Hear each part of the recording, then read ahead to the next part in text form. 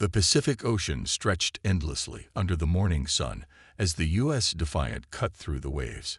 Captain James Miller stood on the bridge, watching his crew conduct their routine military exercises. It was supposed to be another normal day of drills and practice maneuvers. It wasn't. "Sir, we're picking up something strange on radar," called out Officer Pete Brown from his station. His eyes were fixed on the screen, brow furrowed in concentration. "It's moving at. That can't be right." Miller walked over to the radar station. The blip on the screen was moving at speeds that defied everything he knew about aircraft. "How fast?" "Mach 15, sir, and it's descending." The bridge fell silent. Nothing on Earth could move that fast in atmosphere. Before Miller could respond, a bright light filled the sky above them. The crew rushed to the windows, their mouths hanging open as they watched a silver craft, smooth as polished chrome, hover above the water about half a mile from their ship. "Battle stations," Miller ordered, his voice calm despite the situation. "But nobody fires without my direct order." The crew moved with practiced efficiency. Weapon systems came online, and the ship's guns tracked the unknown vessel. Miller grabbed the radio. "Unknown craft, this is Captain James Miller of the United States Navy vessel U.S. Defiant. You have entered restricted waters. Identify yourself immediately." For several long seconds, there was only static. Then a voice replied, but not through the radio. It seemed to come from everywhere at once, speaking perfect English with an odd musical quality. How quaint! They still use radio waves and projectile weapons. A beam of soft blue light appeared from the alien ship, and suddenly, a figure stood on their bridge. It was tall, humanoid, but with silver skin that seemed to shimmer. The crew raised their weapons, but Miller held up his hand, stopping them. The alien looked at their guns with what could only be described as amusement. "Please, lower your primitive weapons. If we wanted to harm you, your vessel would already be floating debris." Miller stepped forward. "Then why are you here?" "We are the Collective, and we've come to evaluate your species for potential membership in the Galactic Council." The alien's eyes swept across the bridge, lingering on their weapon systems. "Though I must say, your technology level is concerning." "Concerning?" Miller kept his voice neutral, though he didn't like the alien's tone. "Indeed. Chemical propellant weapons. Projectiles." The alien made a sound like tinkling bells. Laughter, Miller realized. "We haven't seen these used in organized military forces for over 10,000 years. One of the younger officers, clearly offended, spoke up. "Our weapons are plenty effective." The alien raised what might have been an eyebrow. "Are they?" "Watch." It pulled out a small device, creating a shimmering field around itself. "Fire one round. I'll allow it." Miller considered the situation carefully. Then he nodded to Officer Brown, who aimed his sidearm and fired. The bullet hit the shield and simply stopped, hanging in midair before dropping harmlessly to the floor. "You see," the alien's voice was patronizing, "your weapons are toys compared to our technology. However," it paused dramatically, "the Collective believes in lifting up younger species. We're willing to offer Earth protection and guidance." Miller's jaw tightened. "Earth has its own protections." Yes, your nuclear weapons. Crude, but we detected those too." The alien waved its hand dismissively. "The Council will want to meet with your world leaders. We'll arrange it through proper channels. Do try to be diplomatic. It would be a shame if your species was classified as too primitive for membership." Before anyone could respond, the alien disappeared in another flash of blue light. The ship outside rose smoothly into the sky and vanished. Miller watched the space where it had been, his mind racing. He'd served in the Navy for 20 years, but nothing had prepared him for this. He turned to his communications officer. "Get me direct line to command." "They're not going to believe this." As the crew scrambled to make contact with their superiors, Miller couldn't shake the alien's condescending tone from his mind. He looked at his ship's weapons, reliable systems that had served humanity well for decades. Something told him that the aliens' dismissal of primitive human technology would turn out to be a serious mistake. He just hoped Earth would get the chance to prove it. 2 weeks after first contact, Ambassador Tom Reynolds stood in the most impressive room he had ever seen. The Galactic Council chamber was a massive dome of crystal and light, floating in space near Alpha Centauri. Representatives from 100 alien species sat in rising tiers around a central platform, where Reynolds now stood with his military advisor, General Mike Roberts. "So," spoke High Counselor Reed, his silver skin gleaming under the chamber's soft light, "you wish to present Earth's military capabilities to the Council." His tone carried the same condescending amusement that humans had come to expect from the collective. Reynolds straightened his tie. "Yes, High Counselor, we believe Earth's armed forces deserve respect and recognition." Murmurs and what sounded like alien laughter rippled through the chamber. Reynolds glanced at General Roberts, who gave a slight nod. They had expected this reaction. "Proceed then." Reed waved his hand. "Show us these capabilities."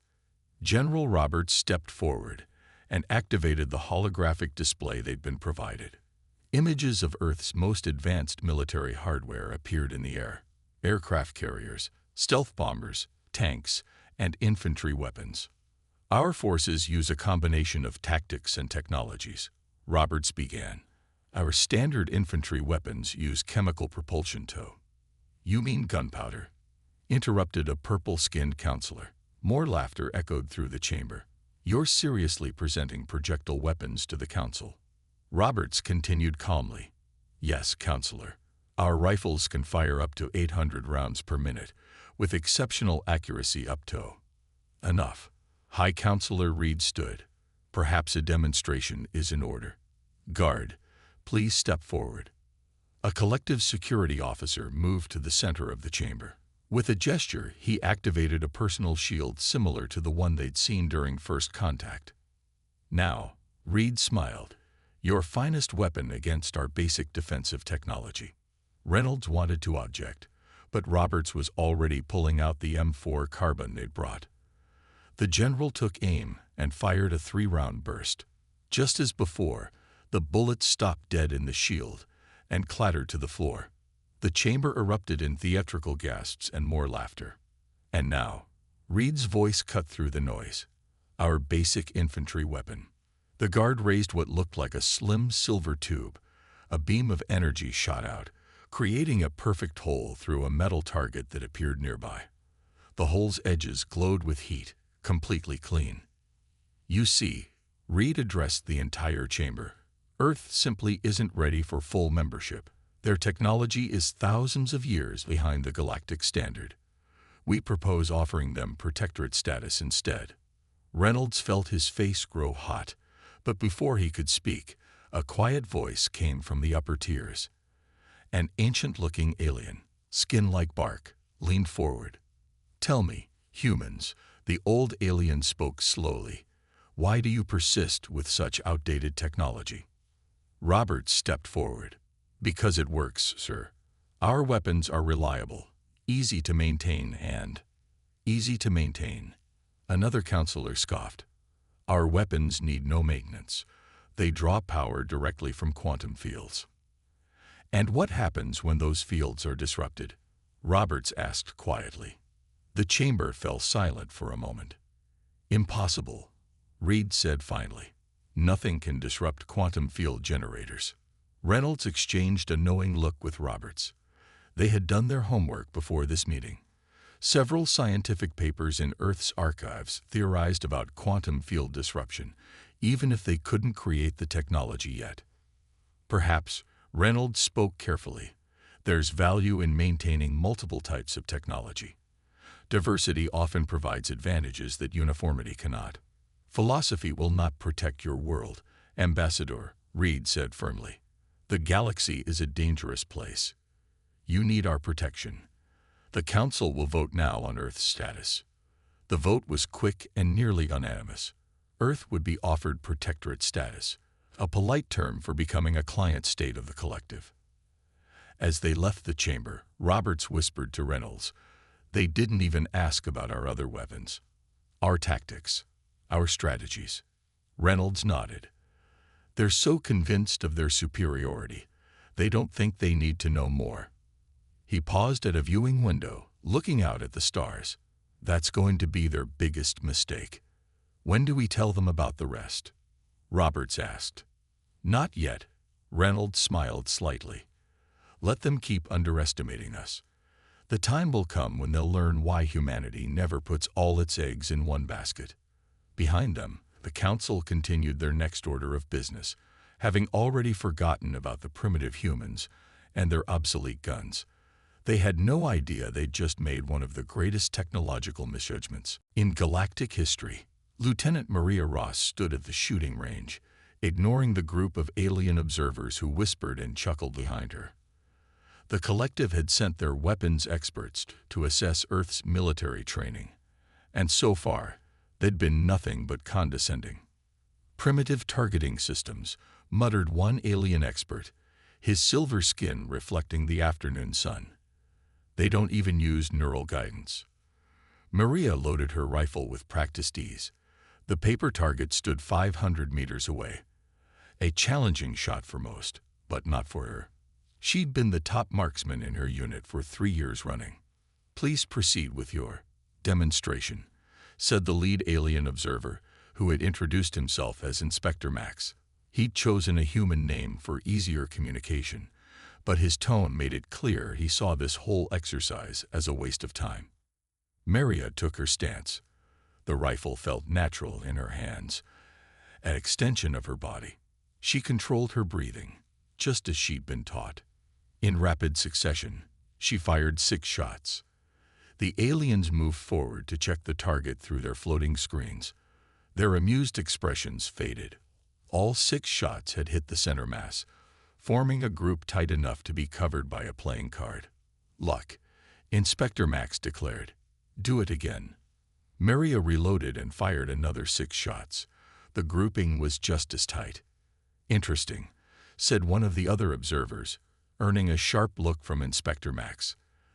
"The human is showing remarkable accuracy without AI assistance." Inspector Max waved his hand dismissively. "Irrelevant. Show us your weapon's penetration power." They moved to a different area where various materials had been set up as targets. Steel plates, concrete blocks, and advanced alien metals provided by the collective. "Our basic infantry weapon can penetrate all of these with ease," Inspector Max said, pulling out the familiar silver tube they'd all seen before. He fired, and the energy beam burned clean holes through every target. Maria stepped up without comment. She loaded armor-piercing rounds and took aim. The gunshots rang out in quick succession. The rounds punched through most materials differently than the energy weapons. Instead of clean holes, they created jagged penetrations with wider impact zones. Such messy results. Inspector Max shook his head. Energy weapons are clearly superior.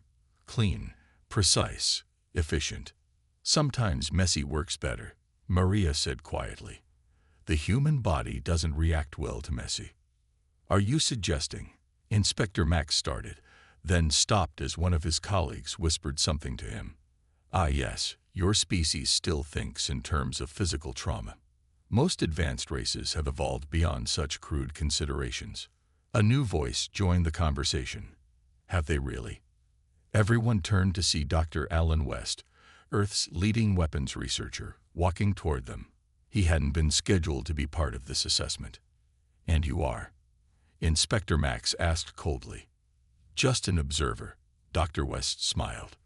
"Tell me, how do your energy weapons perform in electromagnetic storms?" The alien shifted uncomfortably. "That's classified information," Inspector Max said quickly. "And in heavy atmospheric disturbance." Dr. West continued, "Or against quantum field disruptors." "This assessment is about Earth's weapons, not ours," Inspector Max snapped. "And it's clear that your technology is hopelessly outdated. Your entire military doctrine is based on ancient principles." "Ancient doesn't mean ineffective," Maria said, field stripping her rifle with smooth motions. This design has worked for centuries because it's reliable. No quantum fields needed, no power cells to charge. Just simple physics. The other alien observers were watching the rifle maintenance with surprising interest. One of them stepped forward. "How long can this weapon fire without maintenance?" "Silence," Inspector Max ordered. "We're not here to learn about their weapons. We're here to document their inadequacies." He turned to his team. "I've seen enough. Earth's military capabilities are exactly as primitive as we expected. They rely on kinetic weapons, explosive propellants, and manual targeting. They will need significant technological uplift before they can be considered anything but a protectorate." As the aliens walked away, Dr. West moved closer to Maria. "They didn't ask a single question about our tactics," he murmured, "or why we might choose to stick with projectile weapons." "Their loss," Maria replied, reassembling her rifle. "Do you think they really don't know about their weapons' weaknesses, or are they hiding it?" "Both, probably." Dr. West watched the departing aliens. "They've used energy weapons for so long, they've forgotten why anyone would use anything else. And that kind of forgetting," he smiled slightly, "that's going to cost them." Behind them, the paper target fluttered in the breeze, its center mass torn open by shots that any soldier would recognize as immediately lethal. Sometimes, Maria thought, the old ways were the best ways. Dr. Alan West couldn't believe what he was seeing. For 3 days straight, he'd been reviewing the data from Earth's scientific outposts on Mars, and the pattern was unmistakable. He checked the readings one more time, just to be sure. "John," he called to his research partner, "look at this." John Miller walked over to the computer screen, coffee cup in hand. "What am I looking at?" "Energy readings from the collective's weapons testing near Olympus Mons." West pointed to a graph. "See these spikes? Now look what happens during dust storms." John leaned closer. The energy signatures from the alien weapons dropped to almost nothing during Martian dust storms. "Could be a coincidence." "That's what I thought too." West pulled up another screen. "Until I saw this." The new data showed similar power drops during Earth's thunderstorms, solar flares, and heavy electromagnetic activity. Every time natural phenomena disrupted the atmosphere or electromagnetic fields, the alien weapons lost power. "They're quantum field generators," John whispered. "They're not as stable as they claim." "Exactly." West stood up and started pacing. "Their entire military technology depends on steady quantum fields. But nature doesn't care about quantum fields. Sometimes nature just gets in the way." The lab door opened, and Lieutenant Maria Ross walked in. After the weapons demonstration last week, she'd been assigned as military liaison to the research team. "Please tell me you found something useful," she said. "The collective's protection fleet arrives next month." West smiled. "Oh, we found something all right. Their weapons have a weakness. A big one." He explained the data to Maria, using the holographic display to show how different environmental conditions affected alien technology. The lieutenant listened carefully, her expression growing more interested with each detail. "So their fancy energy weapons," she started, "become useless in the right conditions," West finished. "Their personal shields, too. Anything that uses their quantum field technology." "And our weapons?" Maria asked. "Chemical propellants don't care about quantum fields or electromagnetic disruption," John answered. "Bullets are bullets, no matter what the universe throws at them." Maria pulled out her phone. "We need to tell command about this. Now." But before she could make the call, alarms started blaring throughout the facility. Red emergency lights flashed in the corridors. "What's happening?" John rushed to check the security feeds. The main screen showed Inspector Max and 2 other collective officials arguing with the security guards at the facility entrance. They looked angry. "They know," West said quietly. "They must have detected our tests." "Doesn't matter," Maria replied, already moving toward the door. "They can't stop us from discovering natural phenomena. Even their own laws protect scientific research. The aliens burst into the lab moments later, Inspector Max's silver skin now having a distinct reddish tinge, apparently their equivalent of angry flushing. "Your research is unauthorized," he declared. "All data must be turned over to the collective immediately." West stood his ground. "This is a human facility, conducting research on human territory. We don't answer to you. You are a protectorate," Max snapped. "Everything you discover belongs to the Council." Actually, Maria stepped forward. "The protectorate agreement doesn't take effect until next month. Until then, we're an independent species conducting legitimate scientific research." The other aliens whispered urgently to Max in their own language. He seemed to deflate slightly. "This research is unhelpful," he said finally. "It serves no purpose. Your weapons will still be obsolete compared to ours." "Maybe," West smiled. "But now we know why you keep them around." Max's eyes narrowed. "What do you mean?" "The collective maintains a small arsenal of projectile weapons, doesn't it? Hidden away, but maintained. Because sometimes quantum fields fail." The silence that followed told them everything they needed to know. The aliens left without another word, but their hasty departure spoke volumes. "How long until they try to suppress this information?" John asked after they'd gone. "Doesn't matter." Maria was already sending messages on her military channel. "It's too late. Every major military power on Earth will know about this by tomorrow." West turned back to his computer, already planning more tests. "They've forgotten something important about humans," he said. "We don't just use technology. We understand it. All of it. Even the parts people want us to ignore." In orbit, the collective ships continued their patrol, their energy weapons humming with power. But now, for the first time, humanity knew they weren't invincible. They just had to wait for the right moment to prove it. The emergency alarms in the Galactic Council chamber wouldn't stop ringing. High Counselor Reed's silver skin had turned almost gray with stress as he watched the holographic display showing the battle.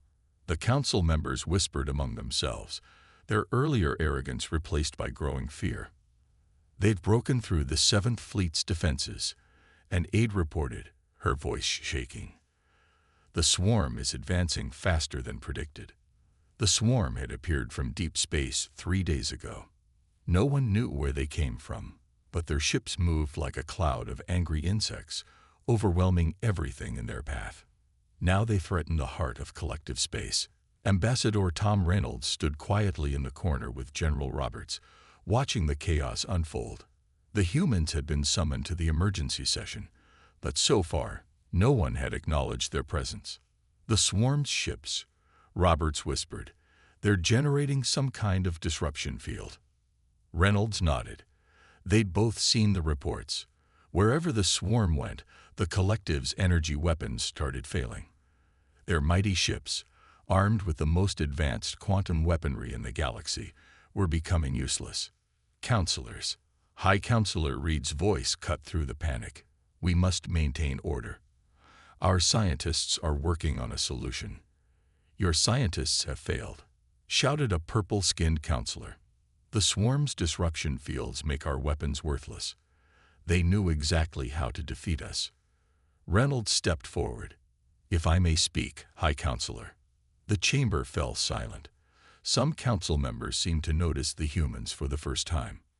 "This is not the time for primitive insights," Reed began, but the old bark-skinned alien from their previous meeting interrupted.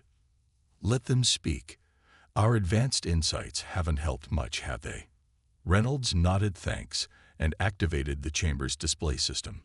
"The swarm's disruption field affects quantum-based technology, but Earth's weapons don't rely on quantum fields. We can help." "With projectile weapons?" Reed scoffed, but his voice lacked its usual confidence. "Against a force that's defeating our most advanced ships." "Yes." General Roberts stepped forward. "Our ships are already in position near Earth. We've been monitoring the swarm's advance. We can deploy within 6 hours." "You've been watching," a counselor accused. Waiting for us to fail. No, Reynolds kept his voice calm. Waiting for you to ask for help. Another alarm blared. The swarm had destroyed 3 more collective worlds. The old bark-skinned alien stood. I move that we formally request Earth's military assistance. This is absurd, Reed protested. We are their protectors, not the other way around.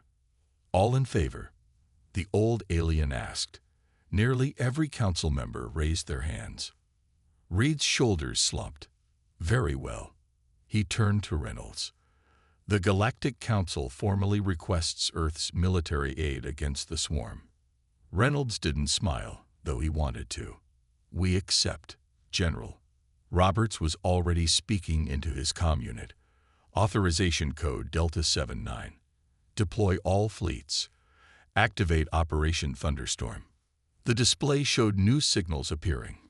Earth's ships, which had been quietly hiding behind planets and moons, began moving into attack positions. They looked bulky and crude compared to the sleek collective vessels, but they were armed with railguns, missiles, and projectile weapons that didn't care about disruption fields. 6 hours until engagement, Roberts reported. We'll need coordination with your remaining fleet movements. Reed nodded to his military commanders, who rushed to link their systems with the human fleet. I hope, the old alien said quietly to Reynolds, that we haven't realized our mistake too late. Earth hasn't forgotten how to fight the old ways, Reynolds replied. Sometimes the simplest solutions are the best ones. On the main display, the first human ships moved into firing positions. Their railguns were massive, crude-looking things that made some council members wince. But as the swarm approached, bringing their disruption fields with them, those same council members watched with growing hope.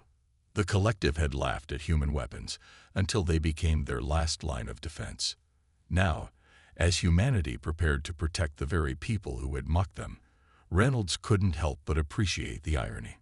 All ships report ready, Roberts announced. Permission to engage. Reed looked at the human ambassador, swallowed his pride, and nodded.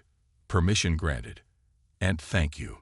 The order went out, and across space, humanity's primitive weapons prepared to show the galaxy exactly why they had never been abandoned. Captain James Miller stood on the bridge of the U.S. Defiant, watching as the massive swarm fleet approached. His ship, along with hundreds of others from Earth, had formed a defensive line protecting the collective's core worlds. The same aliens who had mocked his primitive weapons now hid behind Earth's fleet. All weapons stations report ready, Officer Pete Brown announced. It felt like years since that first alien contact on his bridge, though it had only been months. Enemy ships entering range in 2 minutes, the tactical officer reported. Their disruption field is at maximum strength. On the nearby collective ships, energy weapons were already flickering and failing. The mighty alien fleet, with all its advanced technology, was being rendered useless by the swarm's defense systems. Launch first salvo of missiles, Miller ordered. Let's show them what primitive technology can do. Hundreds of missiles streaked across space. The swarmed ships tried to dodge, but they hadn't expected such basic weapons. Their defenses were designed to stop energy weapons, not physical projectiles. The first explosions lit up space like new stars. Direct hits on multiple targets, Brown shouted. Their shields aren't designed for kinetic impacts. Lieutenant Maria Ross's voice came over the comm from her position on another ship. Ground teams report ready with mass driver batteries. Permission to engage. Granted, Miller replied. Give them hell. The mass drivers on captured planets began firing, sending huge metal slugs hurtling through space at incredible speeds. The swarm's smaller ships scattered, unused to dealing with such basic attacks. Sir, the communications officer called out, the collective flagship is hailing us. High Counselor Reed's face appeared on the screen. His silver skin looked almost white with stress. Captain Miller, we're detecting a massive enemy ship approaching. Our sensors are failing, but it appears to be their command vessel. Miller nodded. He'd been waiting for this. All ships, execute formation Delta. Time to show them our big guns. The Earth fleet shifted, creating a corridor in their formation. Behind them, hidden until now, was the pride of Earth's space fleet, the EA's Thor, carrying the largest railgun ever built. "Thor reports ready," Brown announced. Railgun charged to maximum. The massive swarm command ship emerged from the chaos, its disruption field making the space around it waver.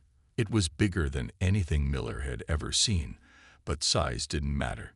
Not today. "Thor, you have permission to fire," Miller ordered. The railgun shot was visible even in space, a massive tungsten rod accelerated to near relativistic speeds. It crossed the battlefield in seconds, and when it hit the swarm command ship, the impact was spectacular. The rod punched straight through the massive vessel, its kinetic energy turning the alien ship into expanding debris. "Command ship destroyed."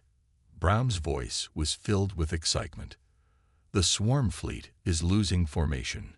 Without their command ship, the swarm's coordinated attack fell apart. Their disruption field weakened, allowing the collective's energy weapons to start working again. Now it was the aliens' turn to watch in amazement as human projectile weapons and energy beams worked together, tearing apart the enemy fleet. "Multiple enemy ships retreating," Tactical reported. "They're running." The bridge crew cheered, but Miller kept his eyes on the battle. He opened a channel to all ships. "Don't let them escape.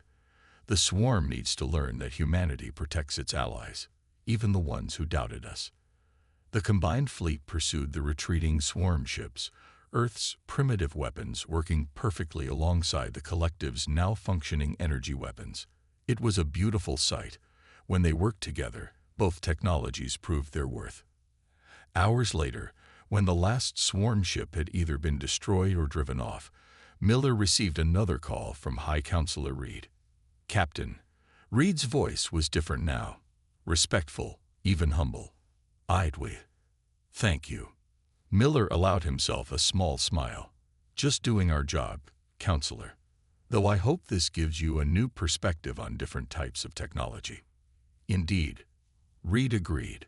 "Perhaps there are advantages to keeping older methods alongside the new. We had forgotten that simple truth."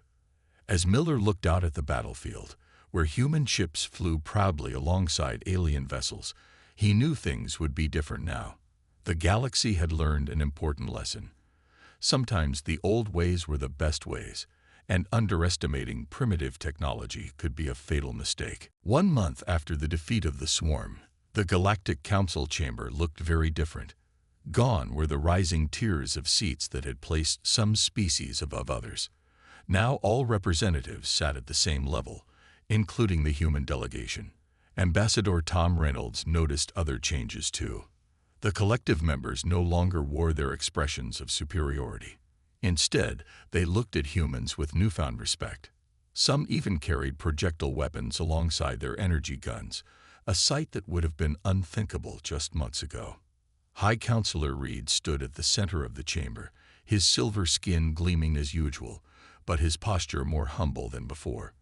"We are gathered today," he announced, "to formally recognize Earth's new status in the galaxy."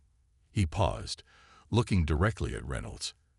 "And to acknowledge our previous mistakes." Captain James Miller and Lieutenant Maria Ross sat beside Reynolds, both wearing their formal uniforms. Dr. Alan West sat on his other side, busy taking notes about the various alien technologies he could now see up close. "The collective hereby withdraws its offer of protectorate status for Earth," Reed continued. "Instead, we extend an invitation for full membership in the Galactic Council, with all rights and privileges thereof." The chamber erupted in applause, genuine this time, not the mocking kind they'd heard before. The old bark-skinned alien, now introduced as Elder Pine, stepped forward. "Furthermore, we propose the creation of a new military doctrine, one that combines both advanced energy weapons and traditional projectile technology. Earth's military leaders will help develop this doctrine," Reed added. "Their expertise in combining different types of warfare has proven invaluable." Miller couldn't help but smile, remembering how the aliens had laughed at his ship's weapons during first contact. Now those same weapons were being studied by the collective's finest military minds. Lieutenant Ross was already working with alien weapon designers, showing them how to maintain and improve their old projectile weapon stockpiles.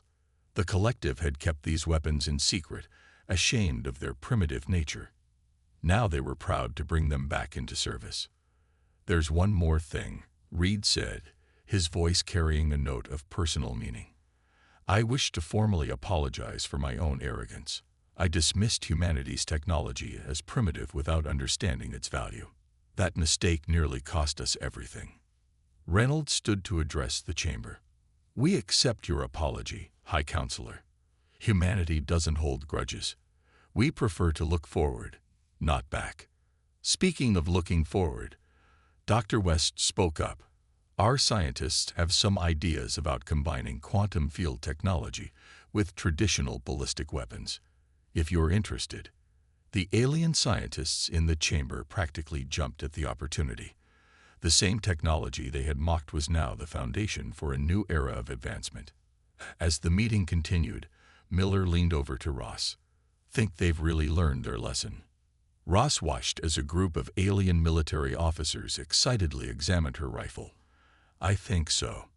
Nothing teaches better than nearly losing everything." The next few hours were filled with treaty signings and technical discussions. Earth was now an equal partner in galactic affairs. Their ships would help patrol collective space, their weapons would be manufactured on alien worlds, and their military academies would train aliens alongside humans. "There's an old saying on Earth," Reynolds said as the session wrapped up. "Pride comes before a fall." The collective's pride in their advanced technology blinded them to other possibilities. "And now?" Reed asked quietly. "Now we move forward together," Reynolds replied. "Your technology and ours, energy weapons and bullets, new and old, working as one." As the chamber began to empty, Elder Pine approached the human delegation. "You've taught us all a valuable lesson. Sometimes the simplest solution is the best one. And sometimes," Miller added with a smile, "the oldest weapons still work just fine." Outside the chamber's windows, Earth ships patrolled alongside collective vessels, their different weapon systems complementing each other perfectly. Humanity had earned their place among the stars not by abandoning their primitive technology, but by proving its worth. The galaxy would never again make the mistake of laughing at human guns, because now they knew, when those guns fired, they changed everything.